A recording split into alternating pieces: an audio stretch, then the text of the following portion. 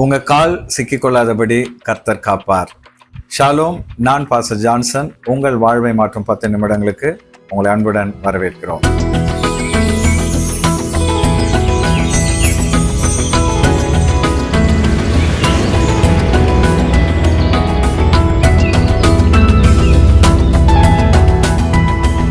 சில நேரங்களில் வேடர்கள் என்ன பண்ணுவாங்க, விலங்குகளை பிடிக்கிறதுக்காக வலைகள் இல்லைன்னா கண்ணிகளை வைப்பாங்க.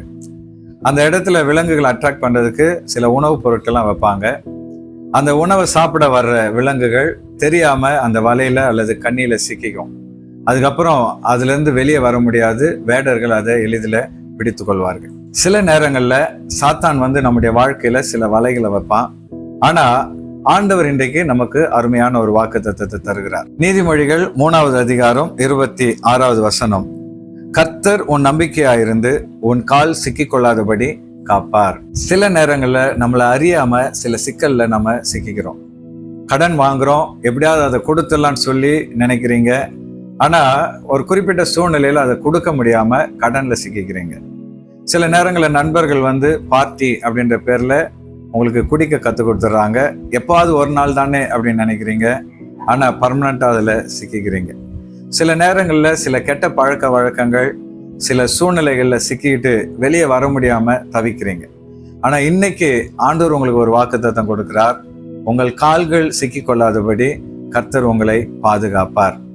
இந்த நாளில் கூட நீங்கள் வெளியே வர முடியாத பிரச்சனைகள், பாடுகள், கஷ்டங்கள் அல்லது பாவங்களில் சிக்கிக்கிட்டு இருந்தீங்கன்னா கர்த்தர் அதுலேருந்து உங்களை வெளியே வர்றதுக்கு உதவி செய்ய விரும்புகிறார்.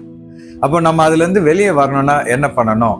வேதம் நமக்கு ஒரு ஆலோசனையை கொடுக்குது. நீதிமொழிகள் 3:23 சொல்லப்பட்டிருக்கு, என் மகனே, இவைகள் உன் கண்களை விட்டு பிரியாதிருப்பதாக, மெய் ஞானத்தையும் நல்ல ஆலோசனைகளையும் காத்துக்கொள். இந்த இடத்துல ஆண்டவர் சொல்றாரு, மெய் ஞானத்தை காத்துக்கொள். இன்னைக்கு ஃப்ரெண்ட்ஸுங்க பல ஆலோசனைகள் சொல்லுவாங்க, பல தவறான வழியில நம்மளை நடத்திடுவாங்க.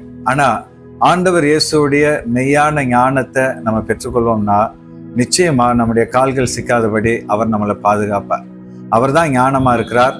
ஆண்டவரே, எனக்கு ஞானத்தை தாங்க, நான் தவறான வழிகளில் போய் சிக்கிக்கொள்ளாதபடி எனக்கு உதவி செய்யுங்கன்னு சொல்லி அவருடைய ஞானத்தை நம்ம தேடணும்.